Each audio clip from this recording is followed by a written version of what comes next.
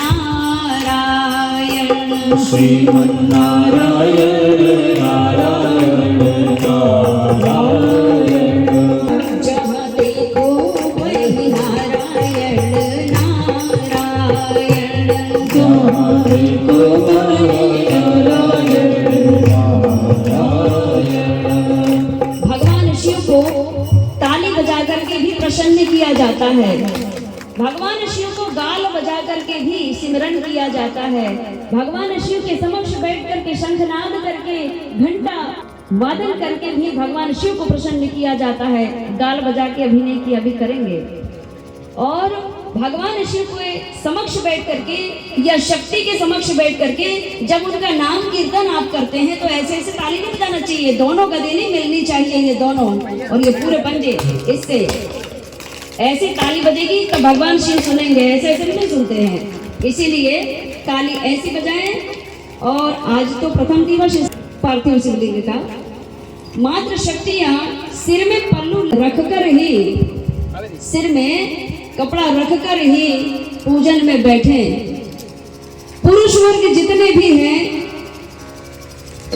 कुछ के सिर में टोपी है, किसी के सिर में नहीं है, तो गमछा भी रख सकते हैं। खुले सिर में पूजन में नहीं बैठना चाहिए।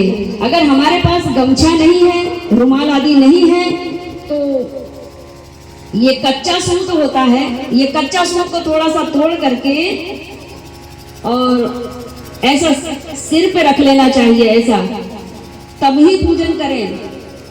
हमारे सनातन परंपरा में खुले सिर पूजन करने का विधान है ही नहीं है। धोती रख लेते हैं पंडित जी लोग, है ना। तो हमें भी कम से कम गमछा नहीं है तो ये धागा कम से कम बारीक रख लो। अगर दिखता है, शर्म आती है तो इतना थोड़ा सा खरे वचन है। अटपटवाणी संत की झटपट लखे न कोय, और जो कोई झटपट लखे तो चटपट दर्शन होय। इसीलिए सिर में कुछ धागा अवश्य रख लें पुत्रों। और मात्र शक्तियां सिर में पल्लू रखकर ही पूजन करें। यह हमारे शास्त्र की मर्यादा भी है। हमारे पहले बुजुर्ग तो आपसे पिछली वाली पीढ़ी में टोपी लगाते थे। क्यों लगाते थे? शौक थोड़ी लगा उनको टोपी लगाने का। टोपी लगाने का विधान है। नहीं तो टोपी नहीं है तो कपड़ा रख लो, वो भी नहीं है तो धागा रख लो, लेकिन रखो, सूत का होना चाहिए।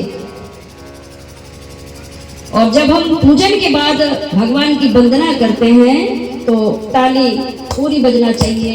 श्रीमन नारायण श्रीमन नारायण श्रीमन नारायण श्रीमन नारायण भजमन नारायण नारायण नारायण भजमन नारायण नारायण।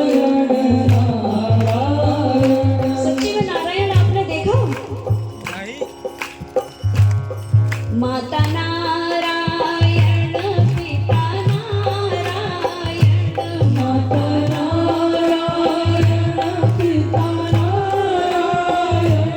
आपकी माँ जो है वो शक्ति स्वरूप है, वे भी नारायण का ही स्वरूप है। नारायण कभी नारी बन जाते हैं, कभी नर बन जाते हैं। उनको अर्धनारीश्वर भी कहा जाता है। इसीलिए माता